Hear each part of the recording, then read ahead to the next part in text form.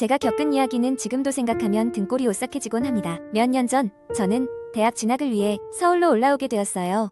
원래는 학교 기숙사에 들어가고 싶었지만 경쟁이 너무 치열해서 결국은 작은 원룸을 구하게 되었죠. 방은 그다지 크지 않았지만 처음 독립해서 살게 된다는 사실에 설레는 마음이 더 컸습니다. 이사한 지 얼마 되지 않았을 때까지는 별다른 일이 없었습니다. 제가 이사 간 원룸은 비교적 오래된 건물인데 위치가 좋고 가격도 저렴해서 학생들에게 인기가 많았습니다. 그러나 저 같은 새내기들은 몰랐던 것이 있었으니 그 건물에는 오랫동안 전해 내려오는 음산한 소문이 있었던 것입니다.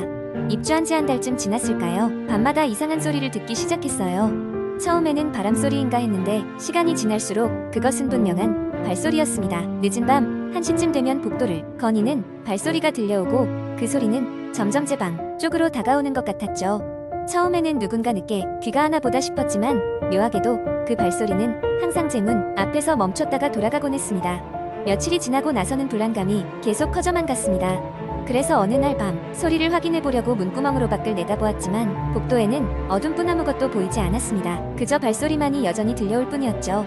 그 일이 계속되고 어느 날은 친구와 약속이 있어 늦게까지 외출하고 집에 돌아오는 길이었습니다. 복도를 지나 제 방으로 들어가려는데 문 앞에 무언가 놓여있는 게 보였어요. 그것은 낡고 바랜 한 장의 사진이었습니다. 사진에는 저로 추정되는 사람의 모습이 찍혀 있었고 뒤에는 알아볼 수 없는 글씨로 뭐라 적혀 있었습니다.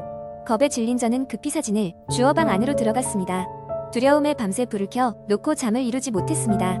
다음날 아침 드디어 참을 수 없어서 건물관리실에 찾아가 소문에 대해 물어봤습니다. 관리인은 난감한 표정으로 말을 아끼려 했지만 저의 강한 요청에 모시겨 이야기해 주었습니다. 몇 해 전 이곳에 살던 한 대학생이 비극적인 사건으로 생을 마감했다고 합니다. 그리고 그 방이 바로 제가 지금 살고 있는 방이라는 것이었죠. 학생은 유서도 없이 이유를 알 수 없는 죽음을 맞았고 그 이후로 그 방에서는 늘 이상한 일이 일어난다고 했습니다. 저는 그 말을 듣고 머리가 하얘졌습니다. 그날로 방을 비우고 친구 집으로 피신했습니다. 한동안 원룸에는 돌아가지 않았죠. 그 후 인터넷에서 그 방에 관련된 글을 찾았고 저와 비슷한 경험을 했다는 다른 사람들의 이야기를 접할 수 있었습니다.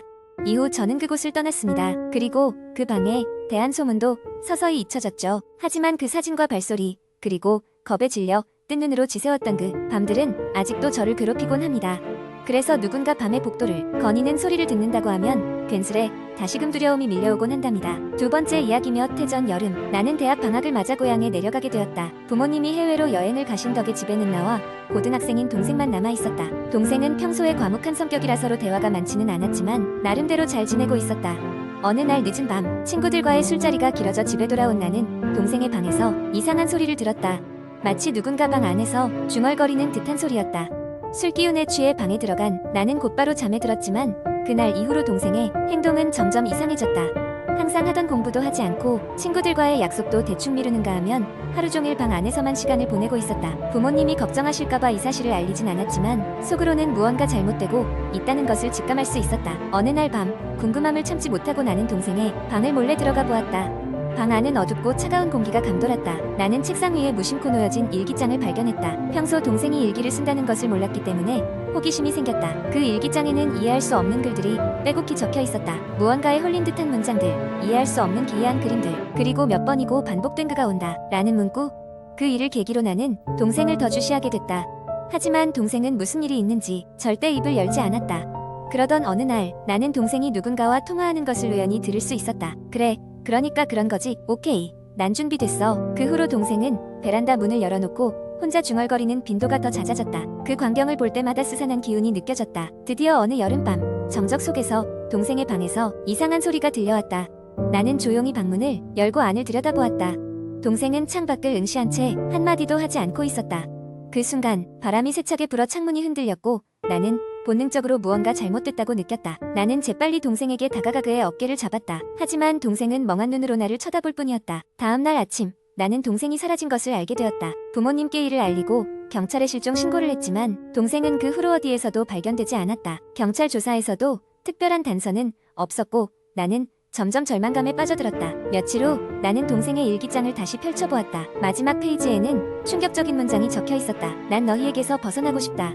그가 나를 데려갈 것이다. 그 이후로 나는 매일 밤 동생의 방에서 들려오던 중얼거림을 기억하며 불안 속의 잠을 청하곤 한다. 동생은 어디로 간 걸까? 그는 정말 스스로 떠난 것일까? 아니면 나를 포함한 가족들은 아직도 그 답을 찾아 헤맬 뿐이다.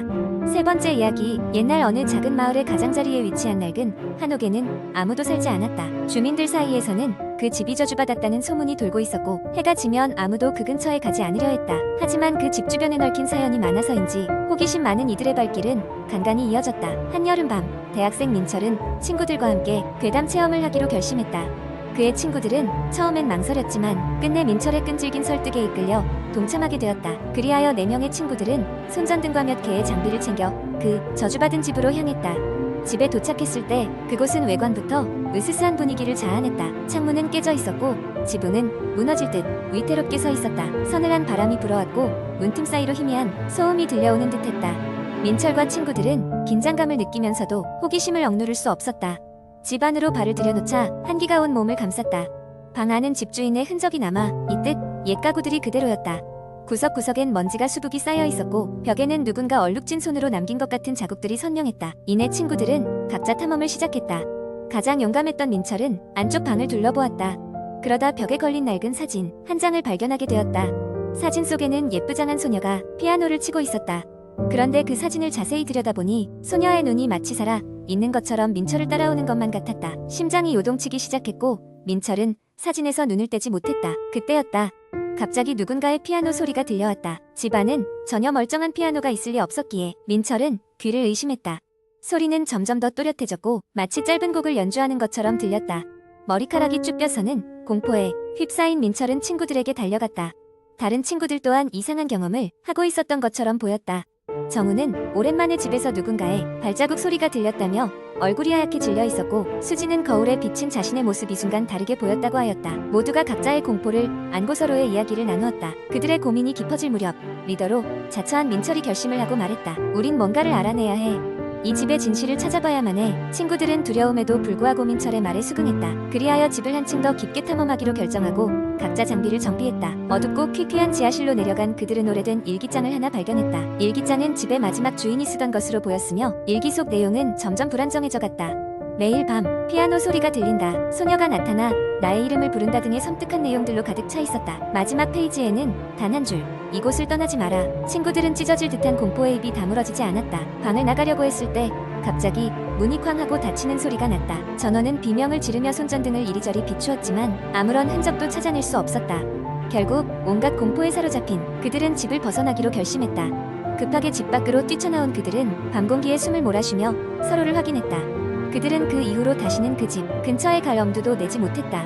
괴담 체험은 끝이 났지만 그날의 경험은 항상 그들의 머릿속 깊이 각인되어 있었다. 마을 사람들은 여전히 그 집에 대해 이야기하곤 했다. 누구도 그곳에 들어갈 용기를 내지 못했으며 언젠가 그 집의 이야기가 전해질 때마다 손가락질하며 속삭이곤 했다. 저 집엔 정말 무언가가 살고 있어.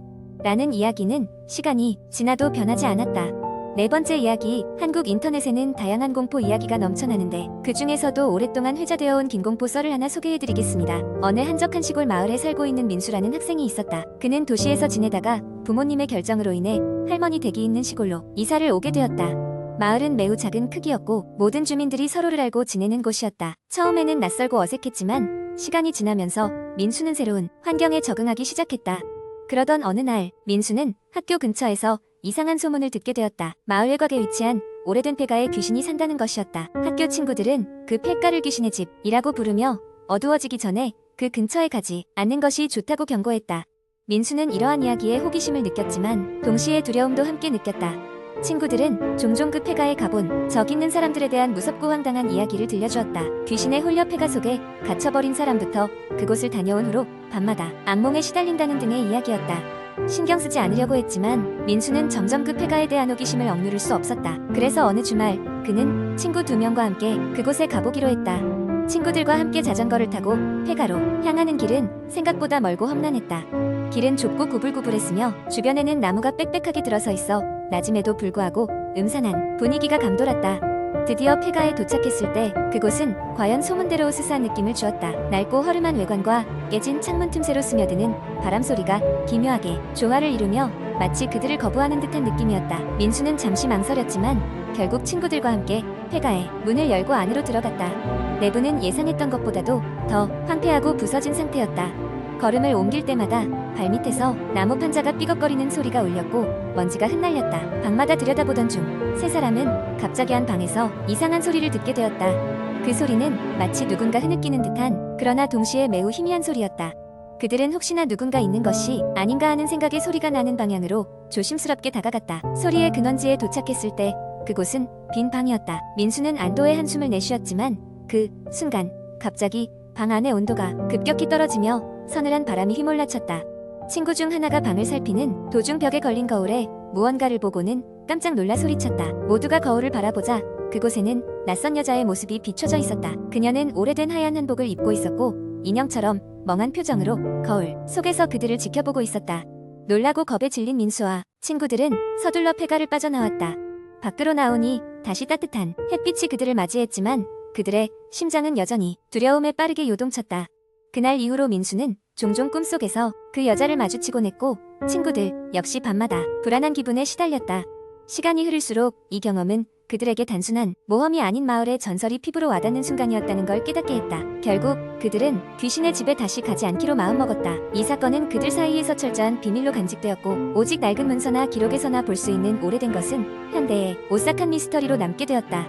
이처럼 한국의 인터넷에는 감춰진 비밀과 낡은 전통이 어우러진 이야기가 여전히 많은 사람들에게 공포와 흥미를 가져다주고 있습니다.